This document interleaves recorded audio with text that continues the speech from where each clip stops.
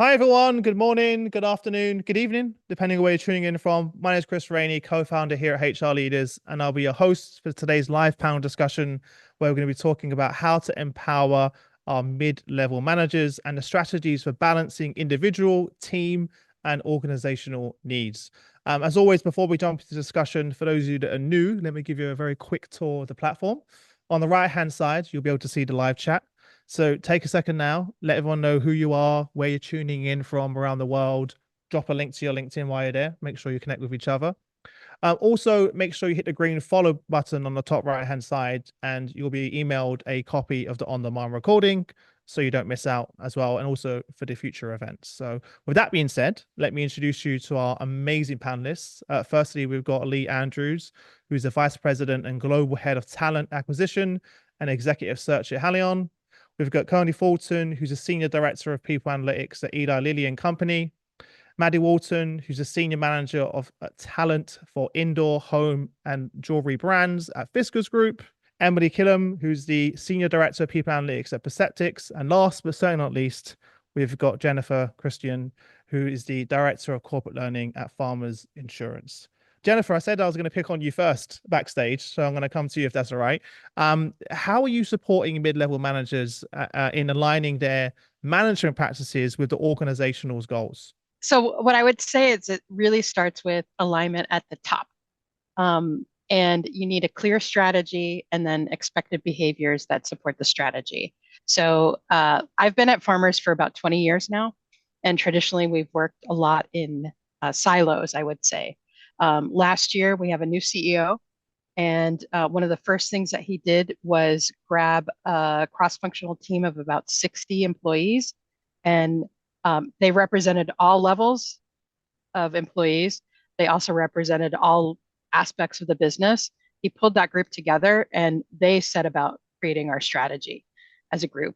What that did was, one, it created a very clear strategy that was aligned across all levels and all different business units. But it also created natural champions within the business units so that way they could help communicate what the strategy was and then also bring that strategy to life. Um, in addition, the other big thing that we started to do this year, so that was a lot of the work last year, creating the strategy. This year, we really got aligned on performance expectations. And that, again, it started at the top. This was the first time I think our executive committee came together as they're reviewing, the annual performance. They actually sat down and reviewed together what does good look like for their executives, their direct reports. And then that really started to trickle down across the organization as we, again, as we got greater alignment. The other big thing that we did this year is we really started to agree on what's expected of farmers, people leaders. Again, in years past, we've had like many little companies within farmers operating under their own expectations. This is the first time where I could actually describe to you what does it mean to be a leader at Farmers, and I know exactly what those behaviors are, and every people leader should know that as well, because it's been trickled down, it's being lived, and we're creating development that also supports that. So we looked at what was our strategy, what behaviors do we need to have to support that strategy. It's all about being a high performance culture right now. And then we created development that really supports that. And the development doesn't just stop at course completion, um, or, checking the box that I've done training. It really is, their leaders are talking to them about what it means to be a people leader. They're following up with them. And then we're also sharing with their teams, this is what I'm doing as a new leader. This is what I'm really working on. So I need feedback. And that's being tracked across the whole organization. And I guess the final aspect I would say is what measures matters. So that's the other aspect, is that it's not just lip service, but we're also, we've described success measures, we're tracking things. There's dashboards that we've created to keep a pulse on where are we really at and where do we still have room for improvement. And again, just being a lot more transparent about that across the board. So starts with that very aligned strategy, and then really communicating that out and having very clear expectations. And then all your development supports that. I will say one thing, and then I'll hand over to everyone else. Jennifer, what did you decide on what some of those expectations are? You know, you mentioned what does it mean to be a leader within the organization? What were some of those things that surfaced that now when people talk about it, that everyone's aligned on? Yeah. So the first thing we've talked about, so one of the things we created as part of the strategy were these 6 how-tos. So these are 6 behaviors that bring our strategy to life. One of the first behaviors is I need to own it. So I am accountable not just for the work that I'm assigned, but I'm accountable for the outcomes. And so all of our leaders and employees should be able to describe what that actually looks like in terms of owning it. We're also talking a lot about strategic alignment. So is the work that I'm doing really supporting the strategy? Am I saying yes to the right things and no to those things that would distract me from being able to help make progress towards our goals? Those are just a couple that are on our radar right now. Love it. Emily, jump in. I can see you waiting to jump in, Emily. Go on, go for it. I know you was waiting for everyone else, but go on. Thanks, Chris. So Jennifer, I love what you said about how you're doing this strategic alignment. And I think what sometimes trips people up then when they're doing that is when the rewards don't necessarily match the behaviors that have been defined. So, you tell me the behaviors, I learn the behaviors. And one of the things we find that managers tell us then is, well, that's great. I want to do all those behaviors. I would like to do that, except that my job is getting in the way. And so being able to do both of those things in this place where managers are telling us they're being asked to do more with less every single day, ensuring that all of those behaviors are connected to the things that they're measured on outside of those behaviors. So the productivity measures, the store performance, wherever you're working. Yeah, great question, and absolutely a pain point that we've had to work through. Because you're right on. Our managers are, they've got more people reporting to them. They're not just a coach, but they're the player too. So they're having to balance that. So that's one of the things that we really aim to look at is how do we right size that job and the expectation of their job, especially if our primary expectation of them is that they're holding their teams accountable, they're developing their people. That if that's where we want to focus, then some of the other stuff that they're doing really has to go. So again, it came back to that idea of being strategic alignment, and are you saying yes to the right things and no to those things that don't really align to the work, and are you really making sure that the right people are doing the work?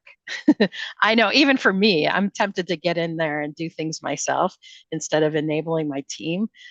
So one of the big things that we talked about is how do you, with true enablement and empowerment, it's getting decision making into to the right people.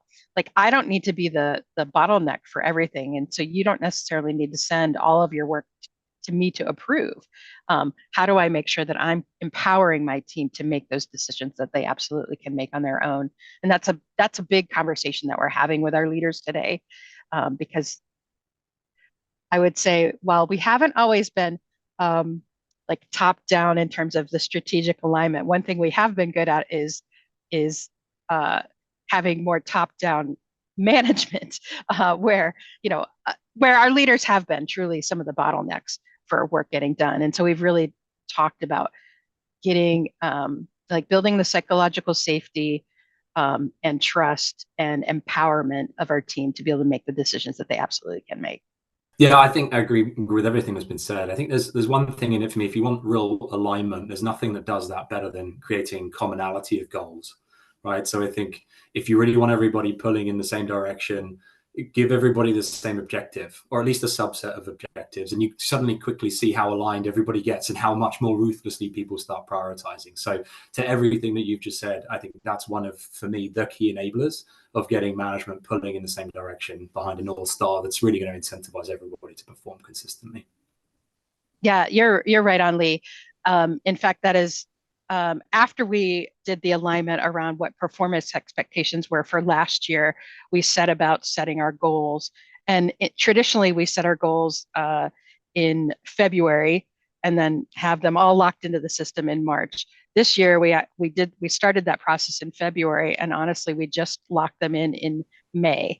And that's because we did exactly what you said.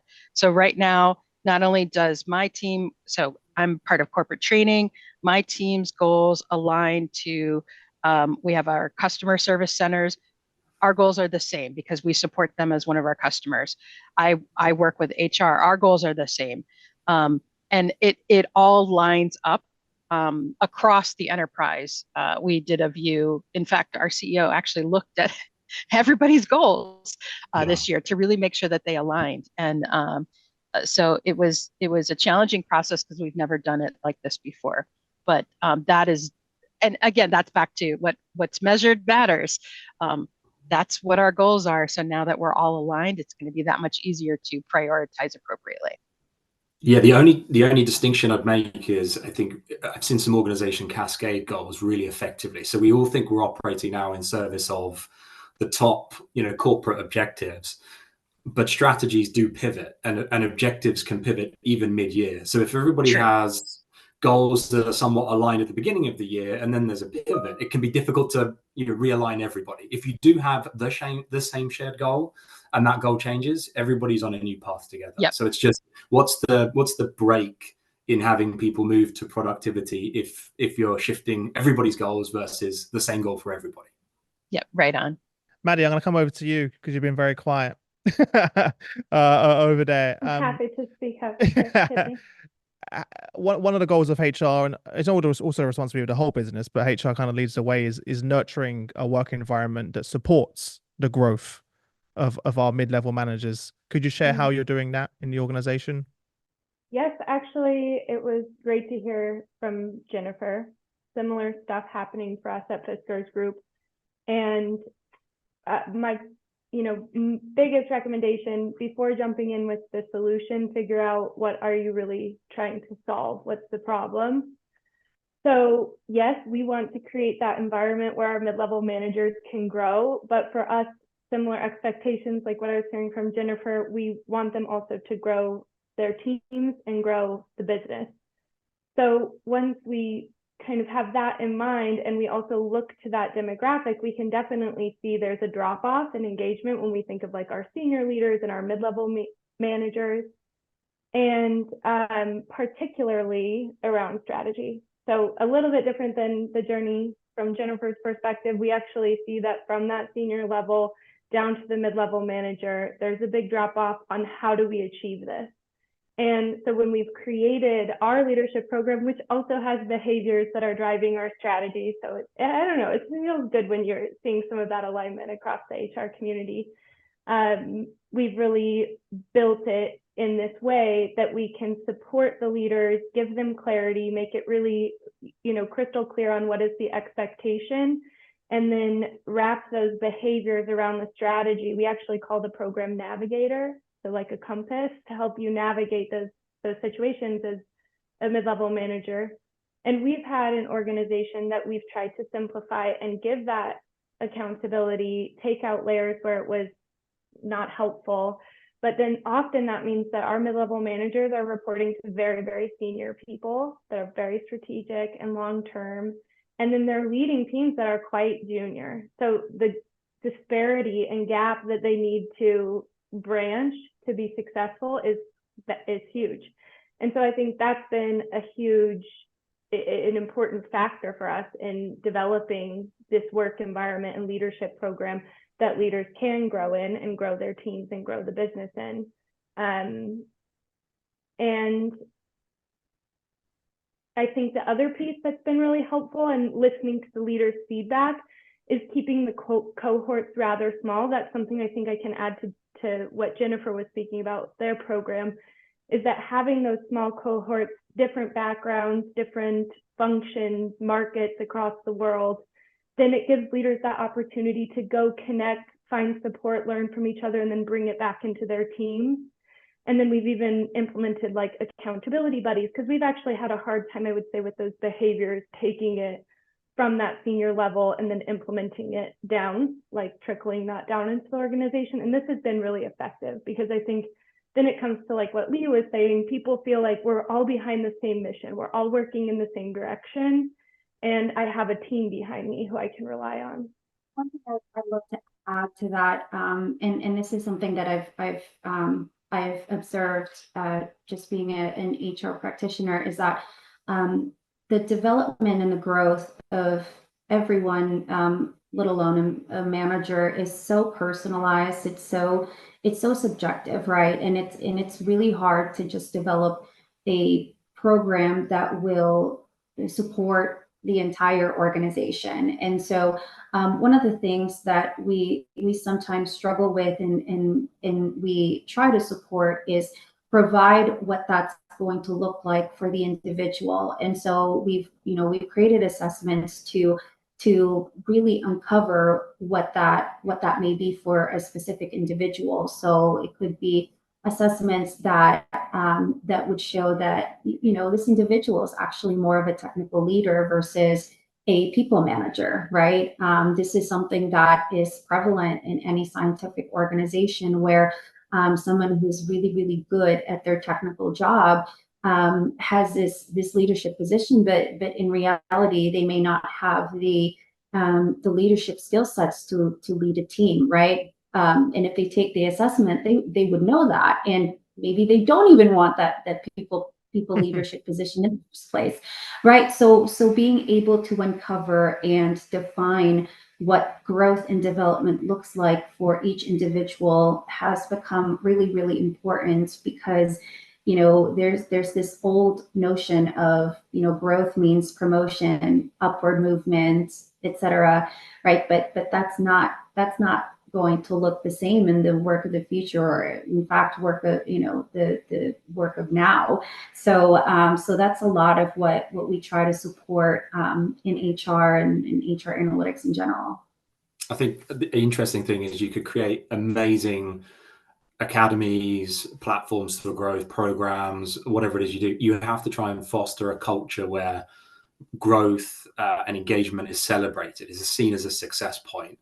And then you have to create the conditions and environment where you're creating space for people to indulge themselves in that, because we know it's easily the first thing that gets deprioritized. There are some easy ways of doing it. I remember at IBM, we had what was called Think 40, where there was an investment of 40 hours every single year for every employee. And it was far from frowned upon if people used their 40 hours of working to invest in themselves. In fact, we championed people who got to 100 hours. They were seen as super learners. And at Halion, every single month, we have a day which is Global No Meeting Day.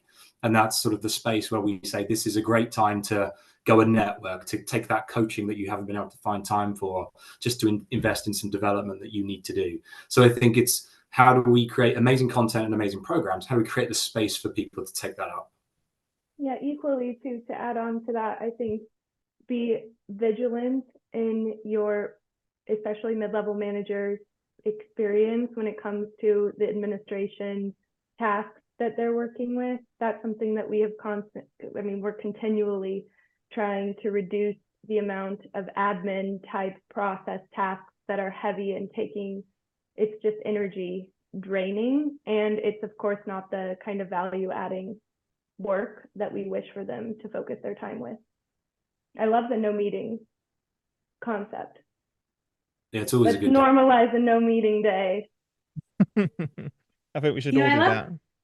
Yeah. I love what you said about the individualized growth and development but also making it something that works for the full organization. When we talked with managers, we did a study and about 3 times as many managers said they would prefer coaching to more training, which to me speaks to that idea of generalized knowledge sharing versus individualized, personalized learning that managers can do. So how can we create, I'd love to think through how you're creating those individualized coaching programs that exist at scale across an organization, because obviously you can't sit next to every manager all day, but providing them with the right kind of data and feedback from the things you're learning through those assessments, through the sentiment of their employees or the sentiment of their peers and leaders, to understand what are those hidden potential places and what are those places where they may overestimate their own skills, and then how to begin to personalize that through those academies, Lee, like you were saying, where people can feel very personalized in their learning. Yeah, and then with the personalization piece as well, a lot of organizations I've seen create and curate amazing content. You know, academies full of learning, self-serve, knock yourself out. But actually, there's something where you want to push certain content and a level of discomfort on managers as well. You know, Maddie was talking about cohort based. Some of the best learning programs I've ever been on were the most uncomfortable because I was part of a cohort and I was taken way outside of my comfort zone. But you know what? I grew the most as a result of it. So I think we need to strike the balance of, you know, self-serve buffet with here's some real rigor that we need to put you through to help you on your journey. And that data through those assessments is going to help us know where best to push people, right? Because I may not be aware of the place that I'm going to feel the most discomfort, or maybe I'm aware and that's why I avoid it. But if my manager, if my leaders can help me be aware of the places where I need to lean into discomfort, because the feedback suggests that those are places where I could use some growth, I think are excellent. That's why some really rudimentary tools like a 360 is great, because half the time it's about just holding up the mirror and saying, this is how you're experienced, right? And then how do we bridge some of the gaps with these programs? It's definitely within those uncomfortable moments that we learn the most, right, about each other. But also in those cohorts, there's also an element of, oh, I'm not the only one having this challenge. I'm not alone, right? Because it sometimes can be pretty lonely as well, right? Whereas when you get together with a cohort of other managers, you're like, it's not just me. There's other people having the same challenge, and we can help each other and feel supported. And you have people from different departments, different parts of the organization, even people from across the world that you can then also build that network and collaboration with, which can lead to innovation and many other elements as well that can help the organization. Had a question in the chat for yourself, Emily. So it's very specific, but I'm going to ask it because they've asked it 3 times. They said, does Perceptyx allow for mid-level management goal assessment analysis? Hopefully you know more of what that means than me. Sorry, goal assessment analysis is... Does Perceptyx allow for mid-level management goal assessment analysis? It's a very specific question. I just wanted to throw it to you because it's been asked quite a few times in the chat. Yeah, I'm not actually sure what is meant by goal assessment analysis, but certainly, you know, we do offer a 360 assessment. We can get into setting those specific goals within our platform, or, you know, utilize platforms that people have. What we really will then do is be able to come alongside you with the creation and helping with some of those coaching bits through, you know, use of AI and best practice suggestion plans. But no worries. I'm not sure. I hope I answered that question because I'm not sure what goal assessment analysis is. Kevin, don't worry. We'll connect with you with someone in the team. It's all right. So no worries. In terms on that point though, Emily, in terms of tools and techniques, could you talk about some of the tools that you're when you're working with mid-level managers, some of the tools and techniques that you're using to help empower them to enhance their productivity, but also allow them to help innovate within their teams? Yeah, you know, for me, and this just comes from really the research and analytics background that I live in, I always go to the data first. So for me, one of the most important tools is access to great data. Sometimes what that has created is access to too much great data, and we need to help specifically mid-level managers who I think have so many things on their plate already, as we've discussed, hone in on what are the most relevant pieces of data for them and the ones that they can act on most effectively. So, you know, as we lean into using tools like a 360 assessment, understanding sentiment of your teams, beginning to crowdsource ideas and helping to facilitate and teach managers the skills that they need to facilitate with their teams, to hear back that feedback and be able to implement it.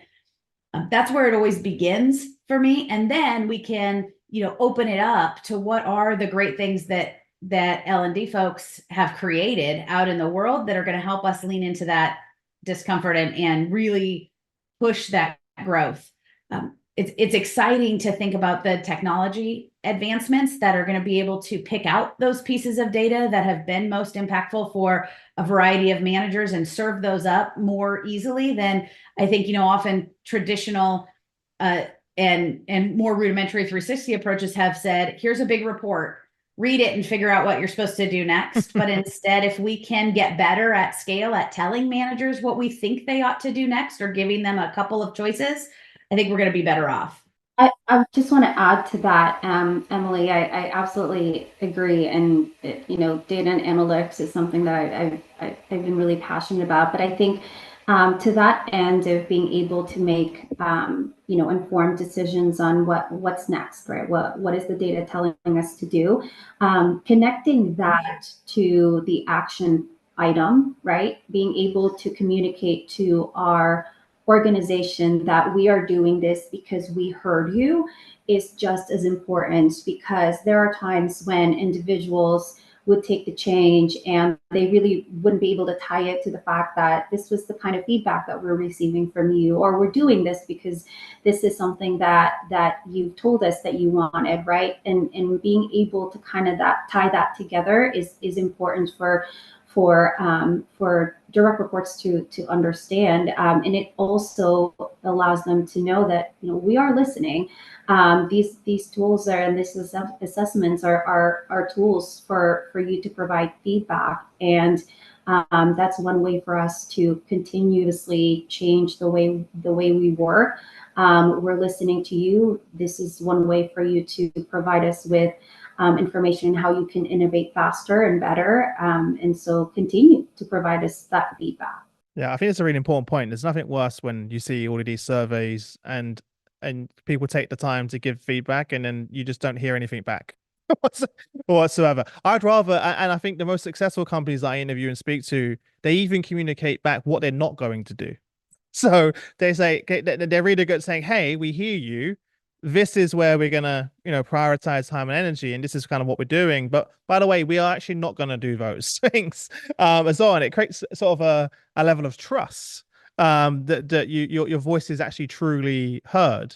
And obviously they do it on a regular basis through multiple channels as well. I think it's important, not just one channel. It could be at their town halls. It can be managers doing it in team meetings with their own team. There's multiple channels that you also have to communicate that through. And when you do deliver on one of those things, also celebrate it as well, and create some marketing and some campaigns around that. It needs to be something that people remember as well. So yeah, it's a really important point you just made. All right, Lee, we're coming to you next. Sorry, Chris, one thing I want to add and then we can move on, because I agree with so much and great information from the whole panel. I also want to say some grassroots non-technology tools can be really helpful for supporting with productivity as well. We identified, for example, that people felt super overwhelmed with, they knew what the workload was, but they were struggling with prioritization. And at such a level that, you can't go out and sit with each one of them and help them through that prioritization. So just giving them a simple tool to help organize their workload, have a conversation with their manager, identify, what's the issue here? Is it that I need to reduce the workload, delegate the workload, or do I need to change something to become prepared for this workload? That has been really effective. And I mean, that's not, anything fancy or bells and whistles. It involved some level of identifying that in our engagement survey, but then executing that was very, old school. Still with a slide, but other than that, very straightforward. Don't forget to look for the simple fixes as well. Yeah, I'd build on that, Maddie, and say I agree. The amount of times I've used something as rudimentary as like the Eisenhower matrix to say, exactly. are you really channeling incoming, tasks and priorities into, whether or not you should be focused on them now, deferring and deleting them, or delegating them. Just use a simple, important versus urgent sort of methodology. And the amount of times leaders have come back to me and said, "Oh my gosh, mind blowing." It's not rocket science, but it's a model that somebody can subscribe to and use with great simplicity. So yeah, really effective. Definitely important. Lee, I was going to ask you, what are some of the ways that you're helping coach mid-level managers to use the organizational resources they have more effectively, but also better manage their own personal development and their leadership? Because it's a tough role. Like you're delivering as a sole contributor, you're leading a team. Where do I have space for Chris? to actually take care of my own coaching and own development, right? We're asking a lot of our managers. Yeah, and it's only getting worse, right? I think there's so much data out there, but I think Gallup in their workforce study last year said that 70% of team engagement comes directly from the manager. Conflicting studies say that up to nearly 50% of managers are feeling burnt out. So it's clearly everywhere, and it's how do we, as I said earlier, create that space for people. I think there's a coaching aspect, and I'll come to that in a second, which was your question. But I think before you even get there, you have to create value in the content and the resources that you're trying to have them adopt, right? And so often, by that, what I mean is, Jennifer was talking very eloquently earlier around strategic alignment and a strategy, that North Star. A lot of organizations that I've seen who are just pushing content out, as great as it may be, it's very fragmented. It's not connected to a strategy. It's not clear how this is going to help me operate in service of something. So I think being really intentional about what is our leadership philosophy, how does that bring the outside in and sort of merge what's occurring in terms of the evolving requirements of a mid-level manager with our own organizational needs, and what are we trying to solve for as an organization? Some, it may be speed and agility. Some organizations through leadership might want to unlock creativity or innovation. So create your leadership standards, your principles, or whatever your framework is for that, and ensure that people understand when we're trying to coach them or have them adopt certain things, how does it align to that in the first place? And I think the final piece about creating meaningful content and resources is having them co-create it to some degree with you. We've spoken about great assessments and great programs. Often we hear the need, we build something, and then we expect people to take it up. And actually, there's a big step in between of ensuring that they come on that journey and co-create and input and test with us before we just go and deploy something and expect everybody to take it up. But I think in terms of coaching, we've already spoken about the importance of data and analytics. I think just really talking to some of the numbers can make a really big difference in getting people taking up some of these resources, these initiatives, and buying in. I think as well, just the importance of helping mid-level managers understand the impact that some of these resources would have for their teams. Really will help them lean in. If I think about, we talked about something earlier, simple about data, but if we apply that to a real life case study of salary, salary cycles are a really big thing to manage with teams, and they can create great discontent as well as great opportunity for people. Just plugging in some logical data that incorporates performance metrics and past pay rises and inflation and everything else is so much more of a meaningful viewpoint for a manager now to take. But often they're sort of flying blind in those sort of circumstances. So it's, where do we not overload with data? Where do we create great data and just even a few instances that's going to help somebody make a better decision or a better impact on their teams? And I'd say there's a lot that we need to do to focus on unlocking collaboration. So if you look at a lot of the statistics around even sentiment in job descriptions, I think the words around collaboration have crept up 30% in the last decade, whereas things like supervisor and control, these terminologies are reducing by a quarter over the last decade in parallel. So it's how do we make sure that we're bringing that into what we're trying to teach and get from our leaders who are, largely now managing distributed workforces a lot more than we would have in the past. So I think there's a lot that we can do. My most powerful one that I love is just running retrospectives. I think in terms of coaching one-to-one with managers is role-playing, replaying scenarios that they've encountered, trying to bring in some empathy, some understanding, and then just really creating an action plan based off of that as to how, that scenario might be played out differently in the future. You mentioned in there something I want to double click on. You mentioned burnout, and you which is a big issue. Kenny, I'd love to hear from you in terms of how are you helping your mid-level managers manage their stress? and I know it's a bit, it's one we don't talk about enough. It's interesting. As a leader, I'm kind of responsible for in some ways of the well-being of my team, whilst trying to take care of my own personal well-being at the same time. That's something that I think we saw in the pandemic, which was something that came up, and it was almost a silver lining in a strange way of shining the spotlight on well-being during that time. But I don't see us, I feel like we're reversing a little bit back to our old ways. If anything, it's getting worse from what I'm seeing as well. Yeah, absolutely. And that I do keep saying that was one of the silver linings of the pandemic. If there was anything that we learned from 2020 was, was the fact that it finally sheds a light on the fact that we are all overworked and we're all burnt out. But in terms of how we can help our managers deal with stress, I would use the same messages that the panel has mentioned already. So first one, I would say prioritization. There is never enough time in the day to do everything that we want to do. And so we need to be able to take the list of to-dos and be able to prioritize and understand what is going to make the most impact for our organization and what is not going to make as much impact, and put that in the backlog. And it doesn't feel comfortable putting things in the backlog and saying no to our stakeholders, but it's going to have to be something that we learn how to do. And to that end as well, the second thing is communication, right? Once we know what those priorities are, we need to cascade it down, because our people learn from what they see in our managers. And personally, I have a problem with work-life balance, but I never have an issue telling my team to disconnect whenever they go on vacation. But whenever they get an email from me on a weekend, you better believe somebody in my team is going to look at that, right? And that's kind of hypocritical of me. So it doesn't send the right message. And so being able to communicate and act the way that you're preaching is so important. And being able to communicate what your expectations are is just as important. And then the third one is really setting that boundaries.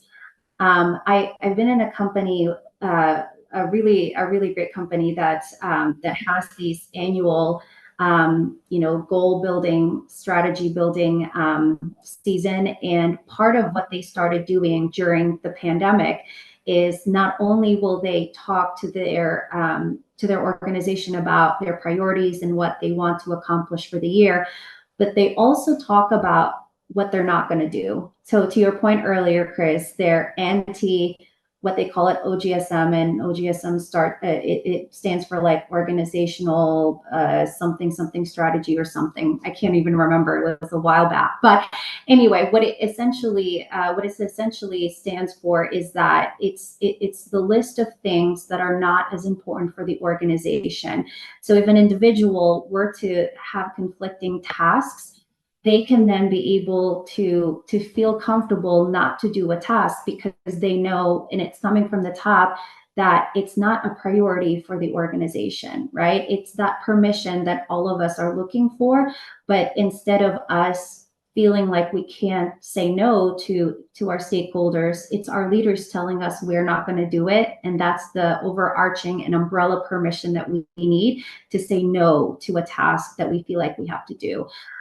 So those I think those three things I think are going to be critical in helping us really establish that work-life balance. But again, it's something that I'm still learning. So if you guys have any other tips for me, I'm all ears. I just think there's something in micro actions, the consistency and volume of the small moments that make an impact. Last night, I had a call with one of my team members and a few of our clients, and it was 5:30. We wrapped up the call, and I said instantly, "Quick debrief." And the response I got back was, "Actually, I'm tired. Been a long day. I'm going to go play football with my two boys."